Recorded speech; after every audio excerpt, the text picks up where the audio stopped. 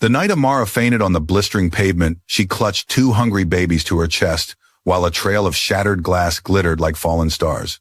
10 steps away, a black SUV slowed inside, sat Ethan Okoro, the billionaire who once shared a single aching night with the woman he barely noticed by daylight. He didn't know the twins' names. He didn't know they were his. In a city that worships gold, love had been traded for pride secrets and one terrible misunderstanding.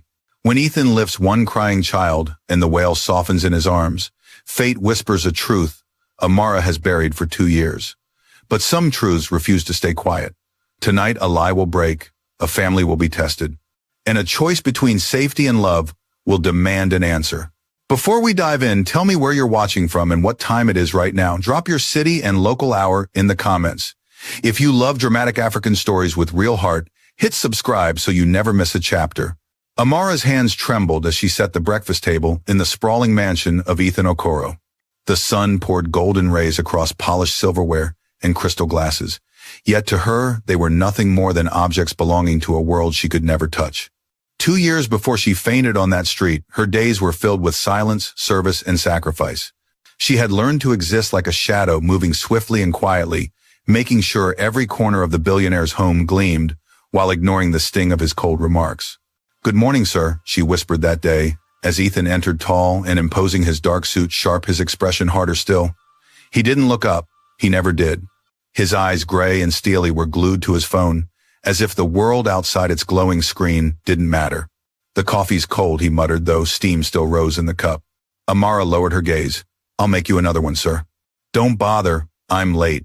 His voice carried the weight of finality, a dismissal that echoed louder than the slamming door he left behind. She remained still for a moment, staring at the untouched breakfast. A deep sigh escaped her chest. She had lived under his roof for almost 2 years, yet she was no more to him than the furniture. Just a maid. Just a face in the crowd.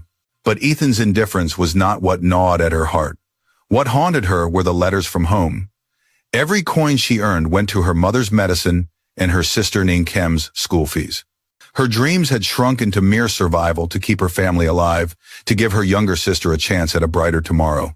Later that day, as Amara dusted the library, voices drifted through the heavy oak door of Ethan's office. She paused, her feather duster frozen midair. "You're impossible, Ethan." The voice was sharp, cutting through the stillness. It was Vanessa, Ethan's fiancée, beautiful, wealthy, and entitled. "I told you." Ethan's tone was clipped with irritation. "This Dubai project is worth billions. I can't drop everything for a vacation." "Then give me money. I'll go without you. Paris, Rome, anywhere but here.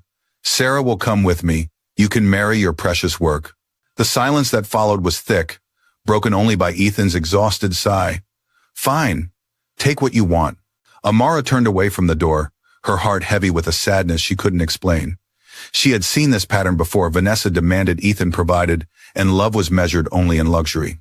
It wasn't her place to judge, but she couldn't help but pity the man who thought affection could be bought. Weeks later, Vanessa left with her mountains of designer luggage, barely sparing Ethan a kiss goodbye. From her small attic room above the garage, Amara watched the departure. She had no idea this exit would set in motion a night that would unravel her entire existence. Ethan grew more withdrawn. Nights passed with the glow of his office lamp burning until dawn. Meals went untouched. His sharp suit and immaculate grooming began to falter, replaced by wrinkled shirts and unshaven stubble. Amara longed to ask if he was all right, but she had learned the boundaries of silence. Until one evening, the walls broke. She had been washing dishes when she heard it, the muffled sound of sobs. Real broken sobs. Amara crept closer to the office door, heart pounding. Ethan's voice, raw and pleading, leaked through the wood. "Answer me, Vanessa. Please, just answer." The phone rang endlessly unanswered while Ethan's cries echoed in the void. Amara bit her lip, torn between walking away and stepping in. In that moment, she saw not the billionaire with his fortress of wealth, but a lonely man shackled by betrayal. The next day, the truth slipped through the staff like whispered wind. Vanessa had been spotted across Europe with another man, her new lover, flaunting Ethan's money. Photos of their stolen kisses in Paris circulated online. That night, Amara found Ethan crumpled at the foot of the marble staircase, whiskey bottle rolling beside him. His usually controlled composure shattered, his hair disheveled, his eyes red. Mr. Ethan. Amara dropped to his side, panic flooding her veins. He blinked up at her. "Amara? Is that you?" "Yes. Please let me help." She slung his heavy arm over her shoulder, guiding him slowly up the stairs. The scent of alcohol clung to him, mingled with something else, grief so heavy it nearly drowned him. "She's gone," he whispered brokenly. "Vanessa, she left me for someone else." Amara's heart ached, though she knew she shouldn't feel this way for her employer. She had seen him as cold, distant, unreachable. But here he was, human at last, crumbling in her arms. In his bedroom, she settled him on the bed and poured a glass of water. "Don't go," he murmured suddenly, grasping her hand with surprising strength. "Please, I can't be alone." She hesitated, torn between propriety and compassion. But something in his pleading eyes kept her rooted to the chair beside his bed. Hours passed. Ethan talked, really talked, for the first time. About his lonely childhood, about parents who loved money more than him, about building his empire to fill an emptiness that success never healed. Amara listened, offering words that soothed without judgment. "You're kind," he whispered at last, his gray eyes softened. "So different from her. Tell me, do you think anyone could ever love a man like me?" Amara looked at him, really looked. Beneath the wealth, the arrogance, the armor, there was a boy who had never been loved. "Everyone deserves love," she said quietly. "Real love. Not the kind you buy." He shifted closer, his hand brushing hers. "Then call me Ethan. Just Ethan." The sound of his name on her lips bridged a gap she hadn't known was crossable. When he kissed her, she didn't pull away. One kiss became another, and soon two wounded souls found solace in each other's arms. The night blurred into whispers, touches, and a desperate need to forget pain. For Ethan, it was vulnerability stripped bare. For Amara, it was the terrifying sweetness of being seen. When dawn broke, she woke beside him, heart thundering with regret and wonder. She dressed quietly, her tears wetting the pillow, as he slept peacefully for the first time in months. Back in her small attic room, she sat trembling. What had she done? She was just a maid. He was a billionaire. That night had been a mistake, a beautiful, terrible mistake. Her phone rang. It was Nkem, her younger sister. "Amara, you must come home." "Mama." "She's very sick. Doctors say she may not last." Amara's heart plummeted. She packed what little she had, leaving a note of apology for the housekeeper. She didn't dare say goodbye to Ethan. She didn't dare face the man she had crossed an unforgivable line with. The long bus ride home blurred with tears. She returned to a world smaller but heavier, where her mother's illness consumed their days. Despite every effort, the inevitable came. Her mother died, leaving debts piled high, and two daughters clinging to Amara for strength. Weeks later, standing in a dim bathroom with trembling hands, Amara stared at the test strip. Positive. Her breath caught. Ethan's child. No children. She collapsed onto the cold floor, realization crashing in. She carried his legacy inside her, but she knew she could never tell him. To Ethan, she would be nothing but a schemer, another Vanessa, another woman chasing his fortune. She would raise them alone, whatever it took. What she didn't know was that fate had other plans. The children she carried would one day pull Ethan back into her life, not with lies or money, but with innocent voices that would call him a name he never thought he deserved, Daddy. The rain swept across the red-soiled streets of her village the night Amara brought her twin daughters into the world. The old clinic flickered under the dim glow of kerosene lamps, its walls damp with the scent of disinfectant and exhaustion. The midwife's voice trembled with both wonder and warning. "Two girls, Amara. Healthy, strong, but you must rest, you must eat. Carrying twins has drained you." Amara, drenched in sweat, cradled the tiny bundles close. Zara, the firstborn, wailed with a fierce determination, as if announcing herself to the world. Leora, the younger, blinked up at her mother with quiet, searching eyes. Amara pressed trembling lips to each small forehead, whispering promises she wasn't sure she could keep. "You will never feel abandoned. You will never know hunger. You will never grow up believing love is something money buys." But promises she soon learned were heavy chains when the world gave you nothing. Her days became an endless cycle of survival. Dawn found her scrubbing hospital floors, the twins tied against her back with a faded wrapper. Afternoons she sold roasted ground nuts by the roadside, the girls cooing in a woven basket beside her. Nights she took in laundry from neighbors, her fingers raw and blistered while her babies slept in the corner of their tiny mud brick home. The village whispered. "Who is their father? She hides something." A maid returns from the city suddenly with children. Some women looked at her with pity, others with contempt. Amara bore the stairs in silence, shielding Zara and Leora from the cruel words that floated in the air.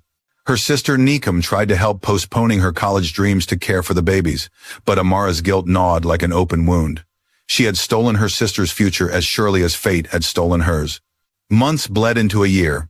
On the twins' first birthday, Amara had nothing but a piece of sweet yam she roasted over coals, cutting it into tiny portions as if it were cake.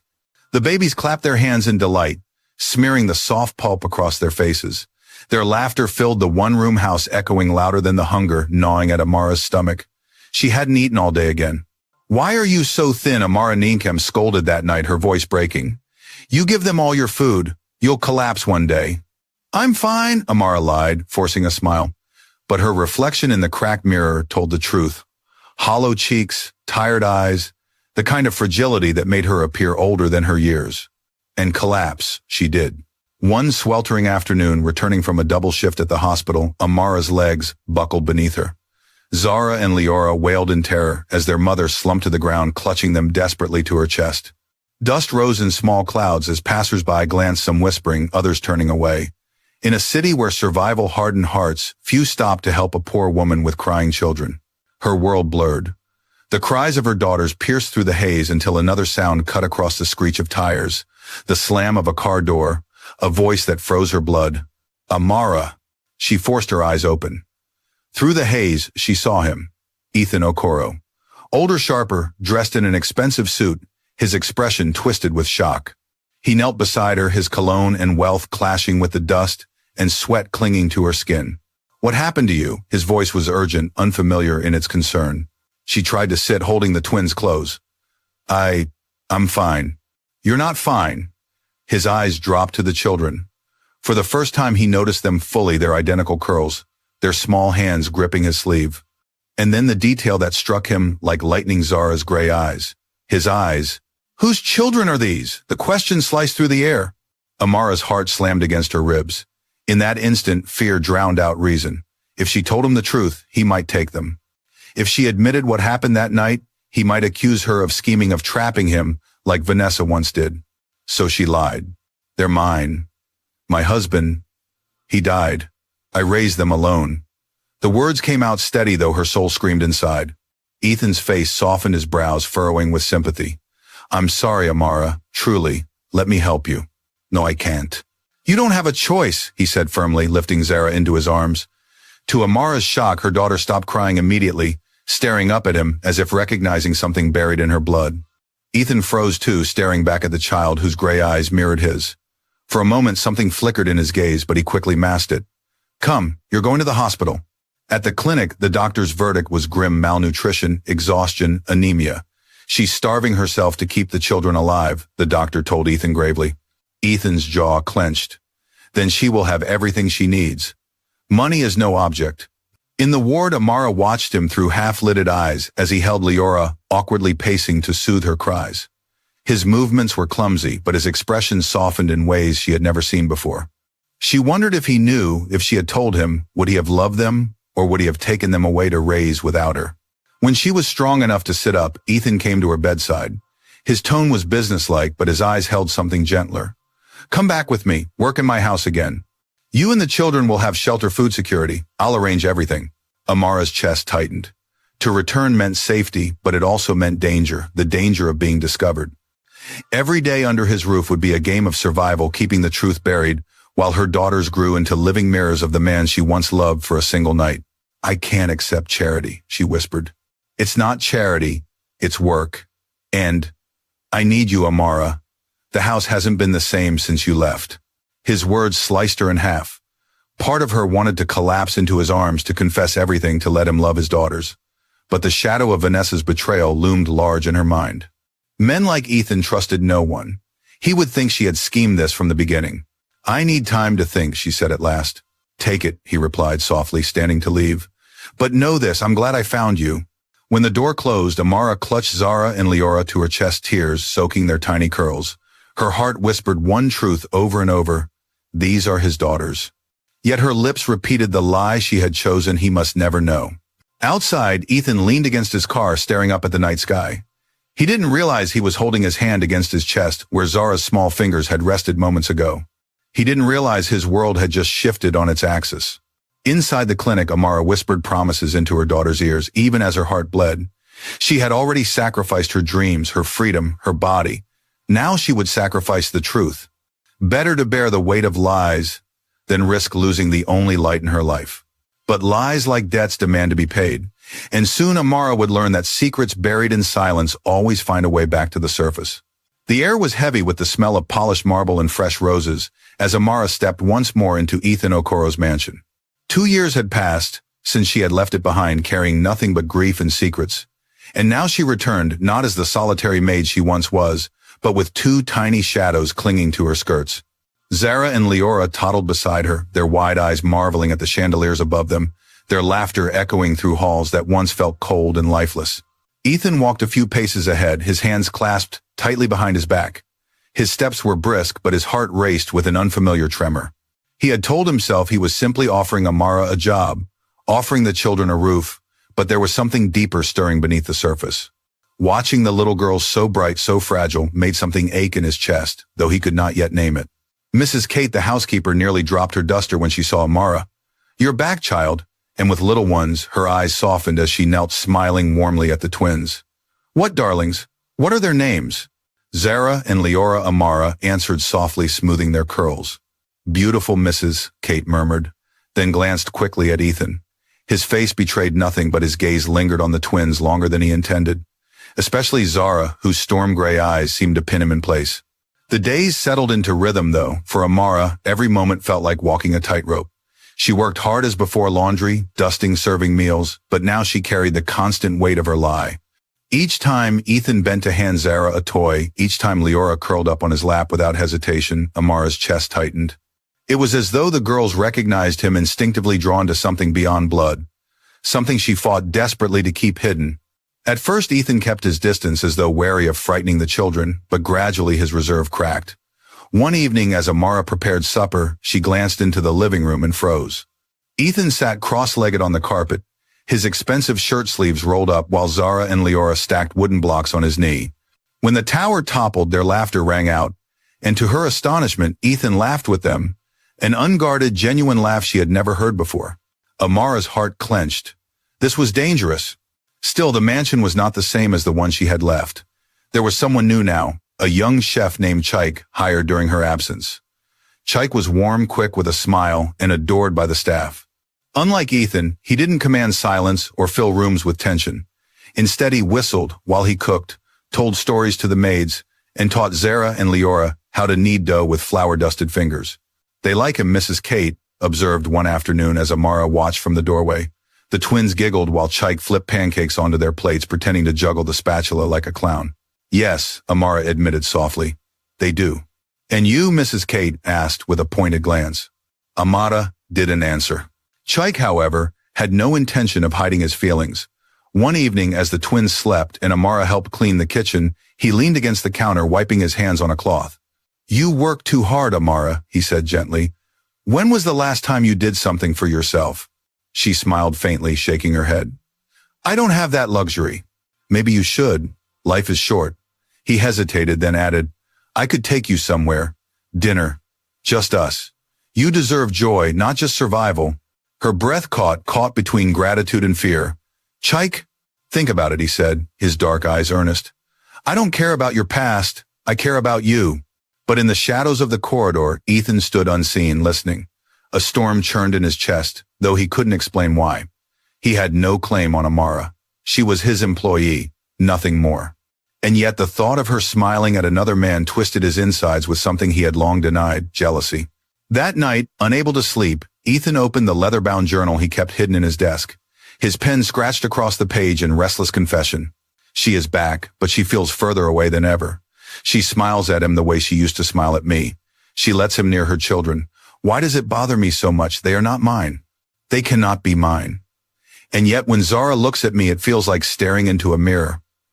Am I imagining things? Or have I already lost something I never truly had?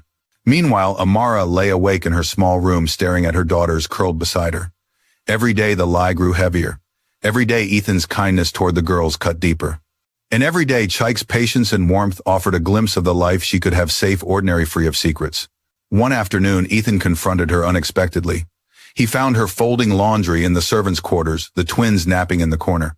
"Amara," he said, his voice low, "may I ask you something about your husband?" Her hands froze on the tiny dress she was folding. What about him? You never speak of him. Not his name, not how you met, not how he died. It's as though he never existed. Don't your daughters ask about their father? Her throat tightened. They were too young when he passed. They don't remember him. When did he die? Ethan pressed his gaze, searching her face. Her pulse thundered. Why are you asking me this? Because Ethan said quietly, the timing doesn't make sense. You left 2 years ago. The girls are 2 years old. When would you have had time for a wedding, a marriage, a pregnancy? The folded dress slipped from her fingers. Panic clawed at her chest. I don't have to answer your questions, Mr. Okoro. I work for you. That does not mean you own my past. She stood quickly, but before she could flee, his hand gently caught her wrist. Amara, he said softly, his gray eyes searching hers. I am not trying to hurt you. I am only trying to understand. Because sometimes, when I look at those girls, I feel... He broke off, his voice trembling. Feel what she whispered, terrified of the answer. Like they belong here, with me. Like I've known them all my life.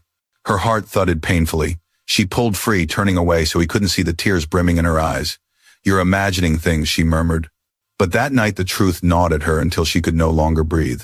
Sitting across from Cheek in the quiet kitchen, she took a trembling breath. What you asked me before, about dinner, about us. Cheik's face lit up with hope. Yes, I think I'm ready. He reached across the table, taking her hand with warmth and certainty. Amara, I've waited to hear that. I know your life is complicated, but I don't care. I love you. I love your girls. I want us to build a life together. Her tears spilled as he spoke, his sincerity carving open a wound she had tried to hide. When Cheik whispered, marry me, her breath caught. Yes, she whispered at last. Yes, I'll marry you. From the shadows of the hallway, unseen, Ethan's world collapsed. He had told himself he had no right to feel anything for her. But hearing the word marry tore through him like a blade. His pen would record it that night in shaky scrawls. She's marrying him, and I have no right to stop her. But God help me, I cannot watch it happen. The lie Amara had clung to for years was unraveling thread by thread, and soon it would no longer be hers to control. The days that followed were a blur of arrangements, whispers, and emotions. Amara could barely keep in check. Cheik was radiant, almost boyishly happy, as he began making plans for their engagement ceremony. He spoke of flower, garlands, music, friends, and family, of how the twins could scatter petals down the aisle. His laughter filled the mansion's kitchen every night, his joy spilling into every corner. For Amara, the picture looked perfect, a kind man who loved her daughters as if they were his own, a promise of safety after years of hardship. Yet her heart ached with a different kind of heaviness, because safety wasn't the same as truth. Ethan, meanwhile, masked his turmoil behind polite smiles and long hours in his office. He threw himself into work, but nothing distracted him from the sound of Zara's giggle echoing in the halls, or the way Leora's small hand sometimes slipped into his as they walked through the garden. His chest tightened every time he caught Amara's eyes, only for her to look away, her gaze full of unspoken words. The mansion staff whispered quietly among themselves. Mr. Ethan doesn't seem himself, one maid said. He paces at night like a restless lion. Another added, and those children, don't they remind you of him? But no one dared say such things aloud where Ethan could hear. One evening, Ethan stood by his office window staring out at the darkening sky. He had just returned from a meeting, yet instead of triumph from closing a major deal, he felt only emptiness. On his desk lay his journal open to a half-finished sentence. His pen scratched shakily across the paper. She will marry him. She deserves happiness. But why does it feel like I am losing more than I ever had? Sometimes when Zara looks at me with those gray eyes, it feels like the universe is mocking me. Could it be? No, it cannot. And yet I cannot stop wondering. Downstairs, Cheik and Amara sat with the twins at the dining table. Cheik entertained them by balancing an apple on his head, while Zara clapped and Leora squealed with delight. Amara laughed softly, her first real laugh in weeks. Yet in the same instant, her gaze flicked to the doorway, where Ethan stood silently watching. His face was unreadable, but his eyes burned with something she dared not name. She quickly looked away, her heart pounding. Later that night, when the twins were asleep and the house had grown quiet, Ethan found himself wandering to the garden. The moonlight cast silver over the roses, their fragrance sharp in the cool air. Amara was already there, sitting on the bench, her arms wrapped around herself, as though shielding from more than just the cold. You should be resting, Ethan said, softly approaching. She startled, then lowered her gaze. I couldn't sleep. Silence stretched between them, heavy and charged. Finally, Ethan spoke. Do you love him? Her breath caught. What? Chike. Do you love him? His voice trembled with restrained intensity. She hesitated, fingers tightening around the folds of her wrapper. He's kind. He cares for the girls. He wants to give us a life without struggle. That's not what I asked. Her throat tightened. The truth pressed against her lips, desperate to break free, but fear held it back. Yes, she whispered, though the word tasted like ash. Ethan's jaw clenched. He turned away, hiding the storm in his eyes. Then I hope he gives you everything you need, he said quietly before walking back into the shadows of the house. Amara sat trembling long after he left. For in her heart, she knew her answer had been a lie, just another to pile upon the secret already suffocating her. The engagement day arrived, with the mansion transformed. White roses wound along the stair banisters, fairy lights twinkled in the garden, and musicians tuned their instruments under the gazebo. Ethan had spared no expense, insisting the celebration be nothing short of beautiful. It was his gift, he told himself, to the woman he could never have. Amara dressed in a soft cream gown, her hair braided with delicate beads. Zara and Leora wore matching dresses of blush pink, their curls bouncing as they clutched small satin pillows bearing the rings. Guests filled the garden, friends of Chike, neighbors, even some of the village women who had once whispered cruelly about Amara. They now marveled at the transformation, the once poor maid marrying a good man in the mansion of a billionaire. Ethan stood at the edge of the crowd, his face calm, but his hands clenched into fists in his pockets. He watched as Chike beamed, taking Amara's hand under the arch of flowers. He watched as the twins toddled forward with the rings, their small voices, carrying sweetly over the hush of the crowd. But then the world tilted. Instead of handing the rings to Chike, Zara tugged at Ethan's sleeve. Daddy, she said clearly, her gray eyes shining, you put the ring on Mama. The garden froze in stunned silence. What? Ethan knelt instinctively, his voice unsteady. What did you say, sweetheart? You're our daddy, Leora chimed in, holding out the tiny pillow with the rings. Mama told us. Gasps rippled through the crowd. Chike's smile vanished. Amara went pale, her heart hammering so hard she thought it would tear through her chest. No, she whispered hoarsely. No, I never. But it was too late. The twins had spoken their truth, the truth her lies had tried to bury. Ethan stared at the little girls, then at Amara. His gray eyes blazed with questions, pain, and something deeper, something that terrified her. Amara, he said, his voice trembling yet firm, we need to talk. Now. He took her hand, ignoring the shocked murmurs of the guests, the fury in Chike's eyes, the confusion on the children's faces. Together they disappeared into the house, leaving behind a garden heavy with broken whispers. Inside, in the stillness of his study, Ethan turned to face her. His voice was barely a whisper, but it carried the weight of years. Tell me the truth. Are Zara and Leora my daughters? Amara's knees weakened. She clutched the edge of the desk, tears spilling freely at last.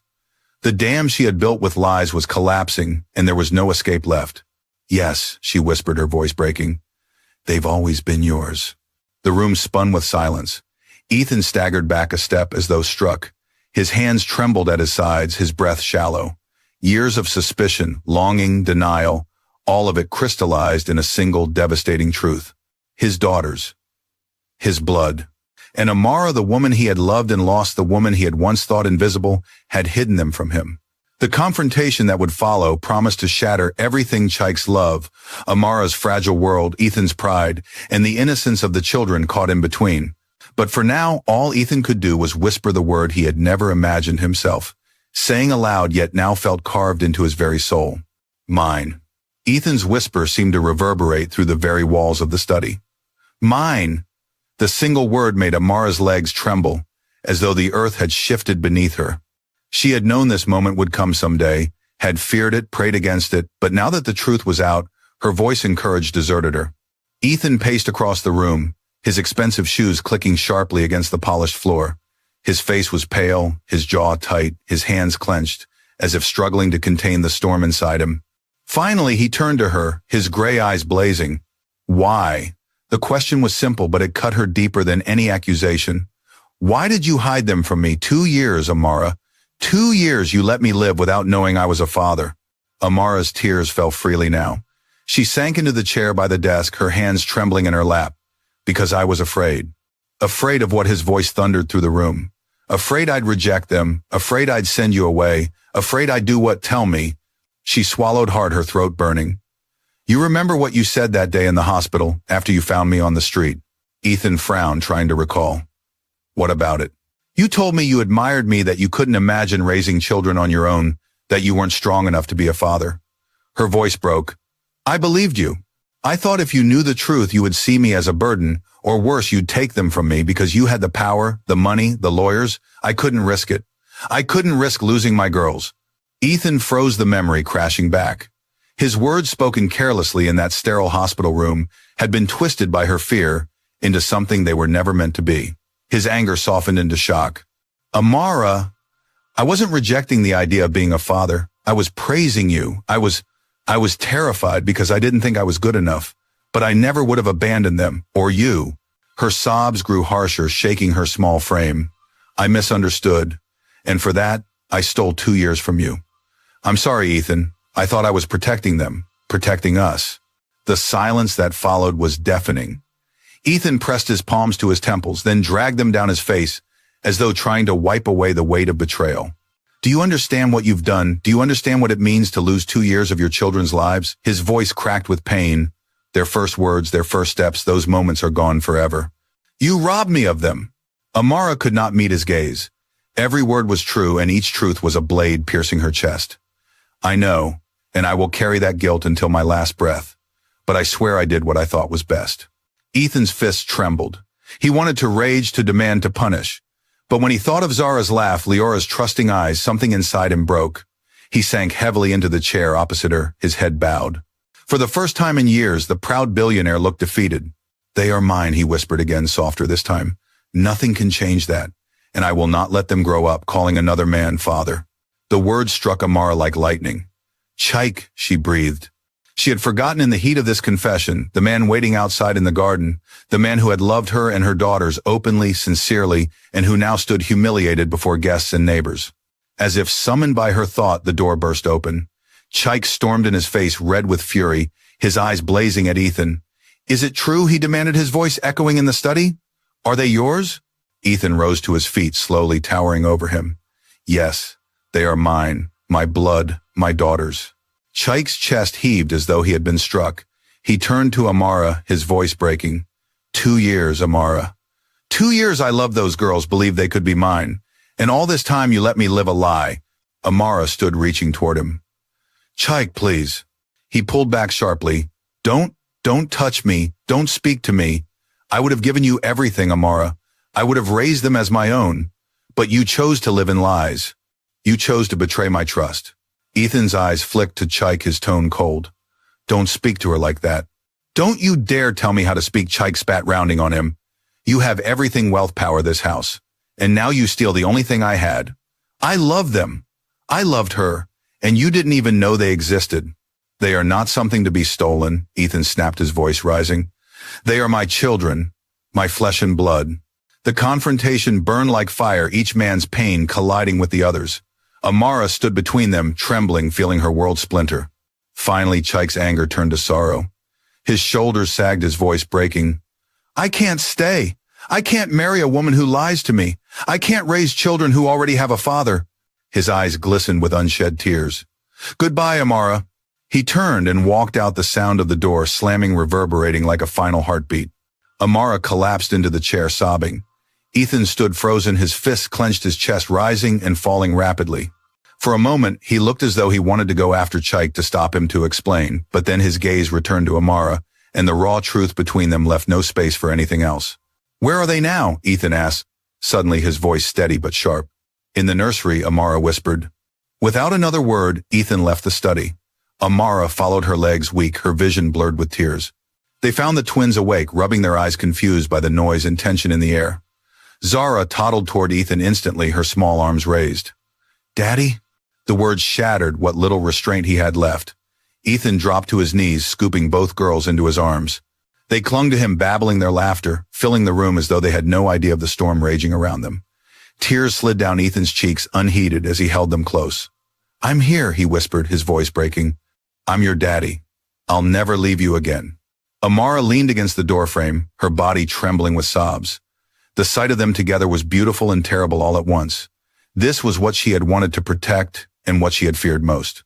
Ethan looked up at her, his gray eyes shimmering with both anguish and determination. From this day forward, he said firmly, his voice carrying the weight of an oath, no more lies. They are mine. And I will fight for them with or without you. The declaration left Amara breathless. For the first time, she realized the storm she had feared was only beginning. The truth had been unleashed, and nothing, not love, not fear, not lies, could contain it now. The mansion's walls seemed to hum with tension after that night. The guests had long since left in a haze of scandalous whispers, the garden lights still twinkling mockingly over scattered petals and abandoned wine glasses.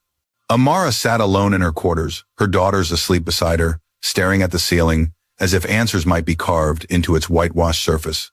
Her lie had collapsed. The truth was no longer hers to hold. Ethan knew the twins had spoken, and Chaik, the one man who had offered her a life of safety, was gone. The door creaked open. She tensed, fearing another confrontation, but it was Ethan. He stood at the threshold, his tall frame casting a shadow across the floor. His face looked worn, his tie loosened, his eyes red-rimmed, but his voice was steady. We need to talk. Amara rose carefully, covering the twins with a blanket before stepping outside. They walked together to the garden bench, where only hours earlier she had promised herself to another man. The fairy lights glowed softly overhead, the scent of roses still thick in the night air. Ethan broke the silence first. 2 years, Amara. 2 years I searched for answers, and all this time my daughters were growing up without me. Do you know what that feels like? Her voice trembled. Do you know what it felt like to raise them alone? To watch every coin vanish on food, medicine, rent? To work until my body gave out praying no one would take them from me? I lived in fear every single day. Fear of losing them. Fear of you. Of me. He sounded wounded, incredulous. Yes, she whispered. Because you had everything I didn't. Power, wealth, lawyers. If you had known about them, you could have taken them away with a signature on a paper. And what was I, a maid? A nobody. Ethan's jaw tightened. He leaned forward, his voice sharp. Do you truly believe I would have taken them from you? Do you think so little of me? Her tears spilled freely. I didn't know what to believe. I only knew I couldn't risk it. They're all I have. For a long moment, silence stretched between them, broken only by the chirping of night insects. Then Ethan exhaled slowly, the fire in his eyes softening into something else, hurt but also longing. They're all I have now too, he said softly, and I will not lose them. Amara's heart pounded. She had always feared this moment, but the conviction in his voice carried both promise and threat. What are you saying? I'm saying, Ethan replied firmly, that from now on I will be part of their lives. I will not be a stranger while another man raises my children.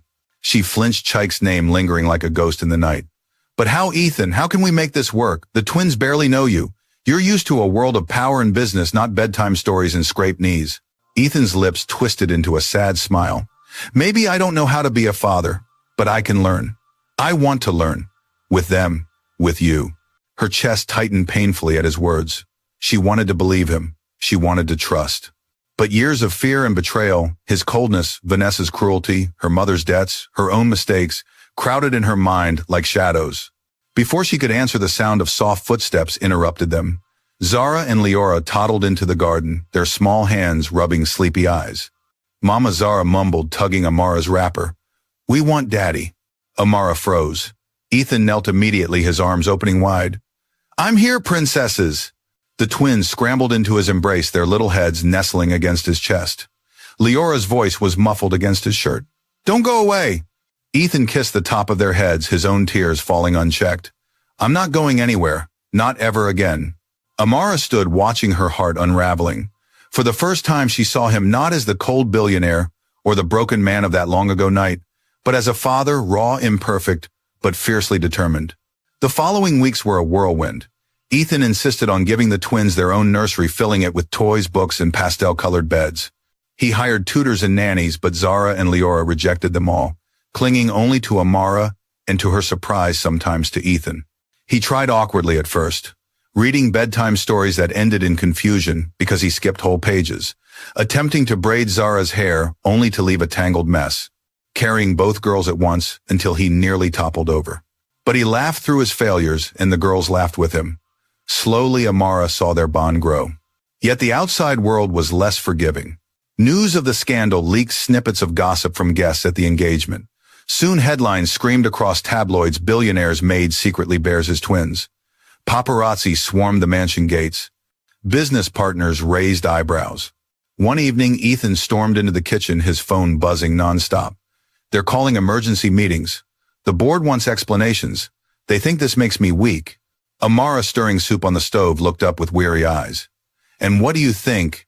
I think I don't care, Ethan said, slamming the phone on the counter. Let them whisper. Let them doubt. For once in my life, I have something worth fighting for. She stared at him, shaken by his conviction. Yet fear gnawed at her. But what about us, about me? They'll call me names. Gold digger, opportunist, a maid who trapped a billionaire. Ethan stepped closer, his gaze burning into hers. Let them. They don't know the truth. They don't know you. But I do, and I'll protect you, Amara. Whatever it takes. Her breath caught. The kitchen seemed to shrink around them, their proximity charged with memories of the night that started everything of whispered confessions and stolen kisses. His hand brushed hers briefly, a touch electric with unspoken promises. But before either could speak, Zara's giggle rang out from the doorway. Daddy, you have flour on your nose. Ethan laughed, wiping it off, the tension breaking. Amara exhaled shakily, clutching the spoon tighter. A few nights later, Ethan sat at his desk writing in his journal. His words were jagged, heavy with emotion. I have spent years building towers of glass and steel, chasing wealth to fill an emptiness I didn't understand. But tonight my daughters climbed into my lap and I felt whole for the first time. Amara fears I will hurt them, but I swear I will not. I have failed at many things, but I will not fail them, or her. Meanwhile, Amara lay awake in her room watching the twins sleep peacefully. Chike's absence haunted her, but even more haunting was the truth she could no longer deny. Her heart still belonged to Ethan. She had buried it under fear and lies, but it pulsed stubbornly, rising each time she saw him cradle their daughters. She closed her eyes, whispering into the darkness, "What now, Mama? What do I do?" No answer came, only the quiet rhythm of Zara and Leora's breathing, and the faint sound of Ethan's pen scratching in the room across the hall. But peace was short-lived. One morning, Mrs. Kate rushed into the sitting room, her face pale. "Mr. Ethan, Miss Amara, there are reporters at the gate. Dozens of them. They've camped overnight, and there's a woman with them." Ethan stiffened. "Who?" Mrs. Kate's lips tightened. "Vanessa." Amara's blood ran cold. The storm was far from over. The mention of Vanessa sent a shiver through Amara's body. That name was a shadow from another life, a ghost she had hoped never to see again. Ethan's face hardened, his jaw set like stone. Without another word, he strode toward the front doors. Amara, though, trembling, followed. She needed to see this for herself. Outside, the mansion gates were surrounded by a frenzy of reporters. Flashbulbs exploded like lightning, voices clamored, and microphones thrust forward as though they could pierce the iron gates. And at the center of it all stood Vanessa, elegant as ever, in a sleek white dress, her blonde hair glinting in the morning. Sunday she smiled like a queen, reclaiming her throne, her designer heels unbothered by the gravel beneath her. When Ethan emerged, the crowd surged. "Mr. Okoro, is it true? Did your maid bear your twins? Are you claiming the children as yours? Is your engagement with Vanessa truly over?" Vanessa raised her hand, delicately silencing them with the poise of someone born for spectacle. "Please allow me to speak." Her voice was honey dipped in venom. Ethan crossed his arms, his gaze cold. "What are you doing here, Vanessa?" She tilted her head, feigning innocence. "I came because I care. The world is watching you spiral, Ethan. Your reputation is crumbling, but I can fix it." Reporters leaned closer, sensing blood in the water.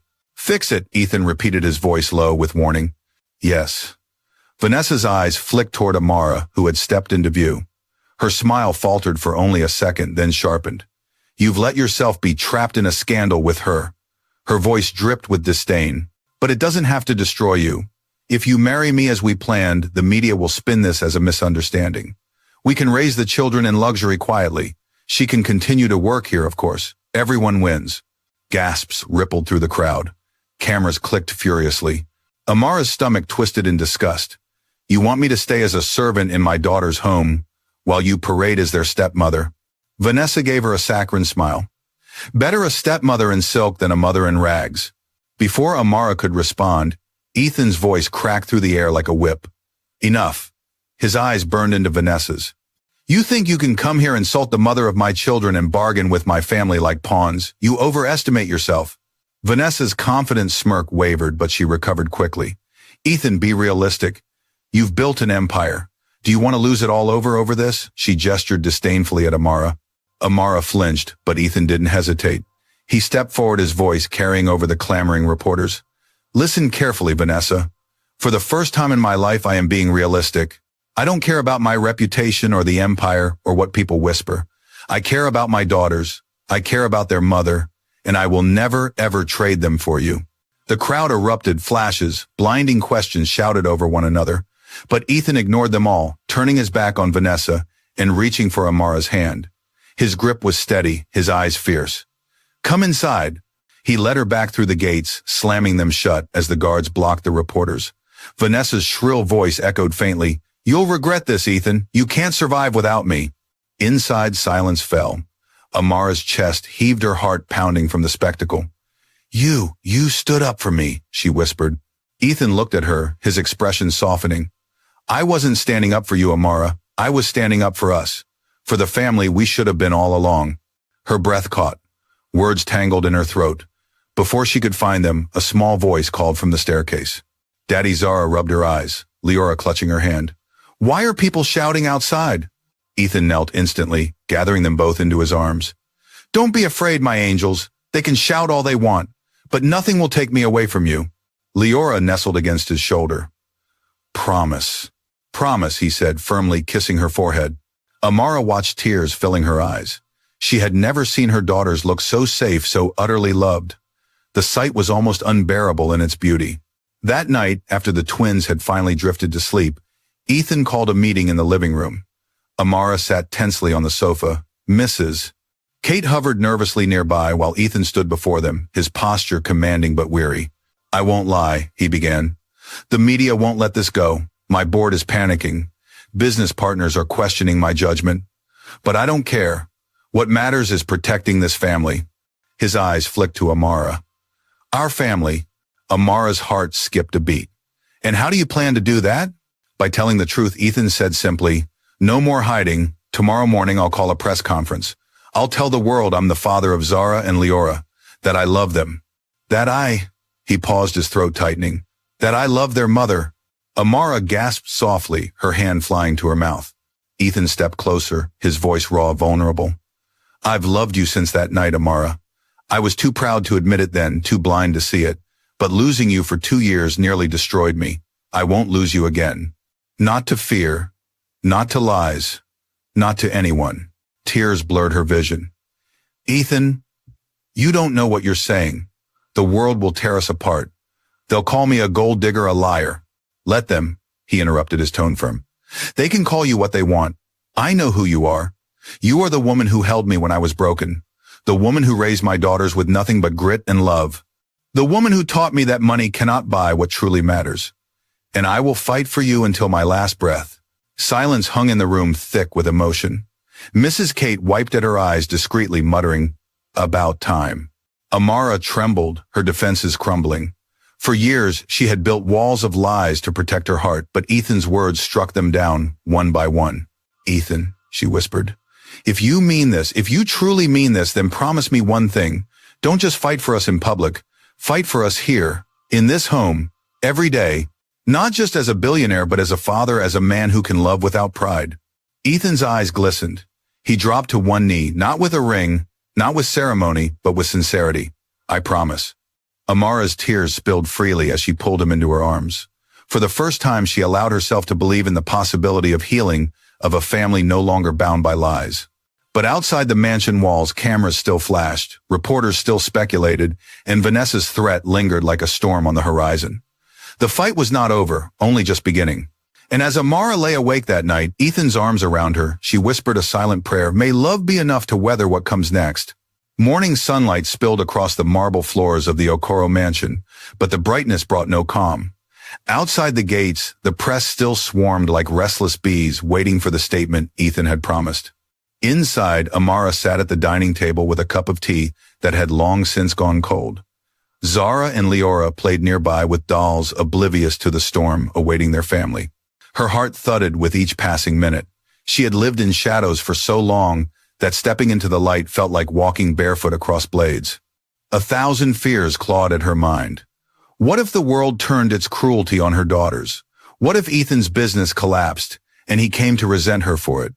What if love was not enough to shield them from the venom of gossip and greed? Ethan entered the room, dressed in a tailored navy suit, his presence commanding but softer now than she remembered in the early days. He paused, watching her, then the children. His gray eyes lingered on Zara as she laughed a laugh so unguarded, it broke something open in him. He moved closer, laying a gentle hand on Amara's shoulder. "It's time," he said quietly. Amara swallowed hard. "And you're certain this is the right way?" He crouched beside her chair, meeting her gaze directly. "For 2 years you carried this burden alone. Today I carry it with you. No more hiding, Amara. No more lies. We owe the girls the truth. We owe ourselves the truth." Zara toddled over, climbing onto his knee. "Daddy, are you going to fight the bad camera people?" she asked innocently. Ethan chuckled, kissing her forehead. "Something like that, sweetheart. But don't worry, I'll keep you safe." The press conference was held in the mansion's grand hall. Reporters filled every seat, cameras lined the back wall, and the air buzzed with the electricity of scandal. Ethan stood at the podium, his hands steady, his jaw strong. Beside him, Amara clutched the twins, her breath shallow, but her chin lifted high. Ethan began. "For years I have lived my life behind walls of power and pride. Today those walls come down." The room hushed, instantly, pens scratching across notepads. "Yes, the rumors are true. Zara and Leora are my daughters. And the woman you have whispered about, questioned, insulted Amara is their mother. She is also the woman I love." Gasps rippled through the crowd. Camera flashes blinded. Ethan continued, his voice unwavering. 2 years ago, because of misunderstandings, we lost each other. During that time, Amara raised our children alone. She sacrificed everything for them. She is not a gold digger. She is not a scandal. She is the strongest, most courageous woman I have ever known, and I will spend the rest of my life proving worthy of her and of the daughters we share. The hall erupted with questions, but Ethan raised his hand for silence. "You may twist this story as you like, but the truth is this: I am no longer hiding. My daughters will grow up knowing who their father is, not as a headline, but as a man who chooses them every single day." Beside him, Amara's knees nearly buckled from the weight of his words. She had expected him to defend himself, maybe to spin the narrative, but not to lay his heart bare before the world. Tears burned her eyes as she held her daughters, closed their small hands clutching her arms. A reporter shouted from the back, "And what about Vanessa? She claims she can save your reputation if you marry her. What do you say to that?" Ethan's lips curved into a cold smile. "Vanessa belongs to my past. My future is standing right here." The hall thundered with noise, but nothing could drown out the surge of relief in Amara's chest. For once, truth was louder than lies. That evening, after the reporters were escorted away and the mansion returned to uneasy quiet, Ethan found Amara in the nursery. She was tucking Zara and Leora into bed, her soft voice humming a lullaby. He leaned against the doorframe, watching the tenderness in every gesture, every smile. When the girls finally drifted to sleep, Amara turned to him. "Do you realize what you've done? You've made yourself a target. The board, the media, they won't let this go easily." Ethan stepped closer, cupping her face gently. "Let them come. I've spent my life building a kingdom of glass. If it shatters, so be it. What matters is that I have you. I have them. That's all I need." Her tears spilled over. "You make it sound so simple." He kissed her forehead. "It is. Love makes it simple. We were the ones who made it complicated." She laughed softly through her tears, leaning into him for the first time in years without hesitation. But outside, shadows lingered. Vanessa seethed in her penthouse, staring at the headlines on her phone. Billionaire Ethan Okoro confesses twin daughters with former maid. Her glass of wine shattered against the wall as she screamed. "No," she hissed, pacing like a caged animal. "He doesn't get to humiliate me. He doesn't get to choose her over me." Her assistant entered timidly. "Ma'am, what shall we do?" Vanessa's eyes glinted dangerously. "We destroy them. All of them." The next week was a storm. Stock prices dipped. The board summoned Ethan to heated meetings. Reporters camped outside the gates. Every errand for groceries or supplies was met with flashing cameras and questions. Amara grew anxious, fearing for the twins' safety. One evening, she found Ethan sitting in his study, tie loosened, his face pale from stress. "They're threatening to force me out," he admitted, his voice hoarse. "They say my reputation is bad for business. They want me to step down as CEO." Amara's chest tightened. "And what will you do?" He looked up, weary but resolute. "I'll walk away before I ever walk away from my family." Her heart squeezed at his words. She knelt beside him, taking his hand. "Ethan, I don't care if you lose the company. I care if you lose yourself. The girls don't need a CEO. They need a father. And I need the man who has been fighting for us. For the first time in weeks, he smiled faintly, squeezing her hand. Then that's who I'll be. That night, as Zara and Leora snuggled between them in the massive bed, Amara felt something she hadn't known in years: peace. For all the storms inside this room was a family, messy, imperfect, but real. Zara whispered sleepily, "Daddy, will you marry Mama now?" Amara's cheeks flushed. Ethan chuckled, pressing a kiss to his daughter's curls. "One day soon, princess." He met Amara's eyes across the pillows, and the unspoken promise between them made her heart race. For the first time, she allowed herself to believe in a future, not just survival, not just fear, but love. But Vanessa's threat loomed in the shadows, and Amara knew their hardest battle was yet to come. The days that followed felt like walking on the edge of a blade. Inside the mansion, warmth was slowly returning, Ethan reading clumsily to the twins before bed, Amara laughing despite herself when he fell asleep. Mid-story, Zara and Leora running through the halls calling Daddy, Daddy, as if they had always known. But outside those walls, the world circled like wolves. Headlines screamed Okoro Empire in crisis. Tabloids speculated about Amara's past, twisting her into a villainous caricature of the maid who trapped a billionaire. Online forums debated her worth, some calling her a gold digger, others admiring her courage. Amara tried to ignore it, but every cruel word felt like a dagger. She avoided her phone, avoided the windows where cameras flashed like lightning storms. Ethan saw it. One evening, after a particularly vicious article surfaced, he found her sitting alone in the nursery rocking Zara, though she was already asleep. Amara's eyes brimmed with tears. "They hate me," she whispered. "They hate the girls. They'll never accept us." Ethan knelt beside her, taking her trembling hands. "Listen to me. The world doesn't get to decide our worth. They don't know you, Amara. They don't know the woman who worked herself to the bone to keep her children alive. They don't know the woman who gave up everything to protect them. They don't know the mother of my daughters. But I do. And I will not let their poison touch you." Her tears spilled over as he pressed her hands to his chest. For the first time, she felt the shield of his determination, not as arrogance, but as love. But the world would not retreat quietly. One morning, the mansion gates were breached.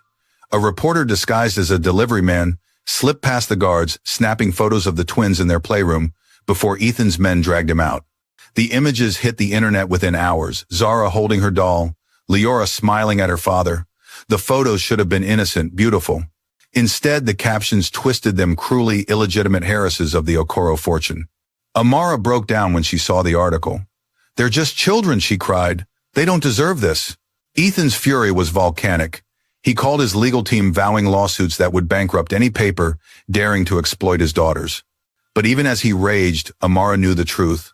Once a story was loose to the world, it could never truly be contained. Vanessa struck next. At a glittering gala downtown, she arrived, draped in diamonds, clutching a microphone, as reporters swarmed. Her speech was rehearsed, each word aimed like a dagger. "Poor Ethan," she cooed. "He's lost his mind. That maid has bewitched him, and now he's destroying everything he built. His company is in chaos, investors are fleeing, and all because he couldn't control himself one drunken night. Is that the kind of man you want leading an empire?" The story exploded. By the next morning, Ethan's board demanded his resignation. Shareholders panicked. Stock values plummeted. Amara found him pacing his study tie, loosened his face pale with exhaustion. "They're cornering me," he admitted, voice hoarse. "If I don't step down, they'll force me out publicly. And Vanessa is whispering in every ear that she can save the company if they back her instead." Amara's blood ran cold. "She wants everything, your name, your empire, your life. And she'll use you to get it," Ethan growled. "She's already painting you as the downfall of everything I built." Amara's hands shook. "Maybe she's right. Maybe if I weren't here." "Don't." His voice cracked like thunder. He seized her shoulders, his eyes blazing. "Don't ever blame yourself. You and the girls are not my downfall, Amara. You're my salvation." Her lips trembled. "Then what are we supposed to do?" Ethan exhaled slowly, his grip softening. "We fight. Not with lies, not with hiding. We show them the truth." The next day, Ethan made a bold move. He invited select journalists into the mansion, not the vultures who hunted scandal, but a handful of respected reporters known for integrity. Cameras were allowed only in certain rooms, guards posted at every door. Amara was terrified, but Ethan convinced her. "If they see us as we really are, not as Vanessa paints us, the tide will turn." And so for the first time, the world glimpsed the truth. The footage showed Ethan reading clumsily to his daughters, who giggled as he stumbled over words. It showed Amara teaching them to sing lullabies from her village, her voice rich with culture and love. It showed Ethan not the untouchable billionaire, but a father tying crooked bows in his daughter's hair, laughing at his own failures. The documentary aired 2 nights later. Within hours, it went viral, not because of scandal, but because of sincerity. Viewers flooded social media with comments, "This is what love looks like. Forget the money, this is real, family." For the first time, Amara felt the tide shifting. But Vanessa was not finished. Late one night after the house had gone quiet, Amara heard a noise in the garden. Heart pounding, she crept to the window. A figure stood among the shadows, Vanessa, her white dress glowing eerily in the moonlight. Before Amara could call for Ethan, Vanessa's voice cut through the darkness. "You think you've won," she hissed. "This isn't a fairy tale. He will tire of you, of your poverty, your simplicity, and when he does, I'll be waiting." Amara's blood chilled. "You're wrong. He chose us." Vanessa's smile was cruel. "Men like Ethan don't change. He may play father for a while, but in the end, his world is mine, not yours. Enjoy your little dream while it lasts." Then she disappeared into the night, leaving Amara trembling. The next morning, Amara told Ethan everything. His fury was immediate. "She's trespassing now, harassing us. This ends here." He called his lawyers, his security team, even the police. For the first time, Vanessa faced consequences, restraining orders, public exposure of her schemes, investors turning on her for manipulation. And yet the scars she left lingered. That night, as Ethan tucked the girls in, Amara whispered, "What if she's right? What if your world and mine can't truly fit together?" Ethan turned his gaze steady. "Amara, I don't want my old world anymore. I want this one. With you, with them, whatever it costs." She searched his face looking for doubt, but found only resolve. Slowly she nodded. "Then we'll face it together." He smiled faintly, pulling her close. Together. The weeks ahead were still fraught, but something had changed. The world no longer saw scandal, they saw a family. The board's threats lessened as public support grew. Investors returned cautiously, buoyed by Ethan's honesty. And though Vanessa lingered like a shadow, her power weakened each day. For the first time, Amara felt hope, not fragile, trembling hope, but something stronger, something like belonging. Yet deep inside, she knew one final battle remained. A battle not of business or reputation, but of the heart. Ethan had declared his love before the world. But would he truly stand by it when the dust settled? Would he truly marry the woman he once dismissed as invisible? That answer was coming, and it would change everything. The air in the mansion was lighter now, though beneath it, currents of tension still lingered. Weeks had passed since Vanessa's midnight intrusion, and though her name still occasionally flared in the tabloids, her power was fading. The restraining order kept her from the gates, and the board, faced with public support for Ethan's newfound honesty, had grudgingly stepped back. For the first time in months, Amara allowed herself to breathe. Yet peace, she discovered, brought a new kind of uncertainty. What next? Would Ethan truly stand by his promises once the media circus grew quiet? Would the fire in his eyes dim when the burden of daily fatherhood wore on him? She feared hope as much as she longed for it. One evening, Ethan called Amara and the twins into the garden. The fairy lights twinkled above the air, rich with the scent of hibiscus. Zara and Leora skipped ahead, their laughter bright as bells. Amara walked more slowly, her heart thudding. Something about the way Ethan moved, nervous, deliberate, told her this was no ordinary evening. He stopped beneath the old oak tree, the same place where so much of their story had fractured and mended. A small table was set there, covered in flowers, candles flickering in the dusk. "Ethan," Amara whispered, clutching the twins' hands. He turned, his gray eyes soft but determined. "Amara, 2 years ago I was too blind to see what mattered. I thought money, reputation, power, that they were everything. But then I lost you. I lost 2 years with my daughters. And I will never forgive myself for that. Tonight I want to begin again. Not as the man I was, but as the man I'm learning to be." Her breath caught as he sank to one knee, pulling a small velvet box from his pocket. Gasps from the twins followed, Zara's little hands clapping in excitement. "Amara," Ethan said, voice trembling, "you are the love I was too foolish to admit, the strength I never knew I needed, and the mother of the most precious gifts of my life. I don't want you to be my maid or my secret or my regret. I want you to be my wife. Will you marry me?" For a heartbeat, silence reigned. Amara's eyes blurred with tears, her body frozen with the weight of every moment that had led them here. She saw it all, the lonely nights, the hunger, the whispers of judgment, the laughter of her daughters, the tears Ethan shed in silence, the lies, the truth, the love they had both buried. And she saw the hope in his eyes, raw and unguarded. Zara tugged her hand. "Say yes, Mama," Leora chimed in, bouncing on her toes. "Please say yes." Amara laughed through her tears, a sound like release after years of captivity. She knelt to Ethan's level, cupping his face with trembling hands. "You hurt me once. I hurt you back with lies. We've both been broken. But if you are truly ready to build something real, then yes, I will marry you." The twins squealed with delight, wrapping their tiny arms around both parents. Ethan slipped the ring onto her finger, his hands shaking. It wasn't the grand diamond of his old life, but a simple band inset with 2 small stones, one for each daughter. The wedding was not the spectacle society expected. Ethan ignored demands for a royal-scale ceremony, turning instead to something small and deeply personal. Under the same oak tree where he proposed with only close friends, family, and a handful of trusted colleagues, they exchanged vows. Amara wore a simple ivory gown, her hair adorned with flowers from her village. Ethan, though still in a tailored suit, had left the corporate mask behind his smile, was unguarded, his eyes clear. Zara and Leora scattered petals with wild joy, shouting "Mama and Daddy forever" as the guests laughed. When it came time for vows, Ethan's voice trembled, but his words cut through the air with steady truth. "I promise to love you, not as a possession, not as a prize, but as my equal. I promise to honor the strength you carried when I was blind to it.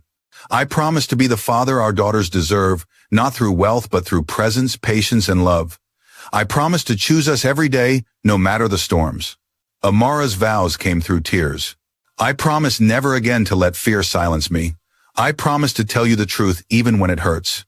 I promise to build a home with you where love, not money, is the measure of our wealth.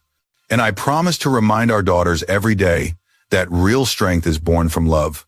When they sealed their vows with a kiss, Zara and Leora clapped so loudly the guests laughed again. It was not a fairy tale ending.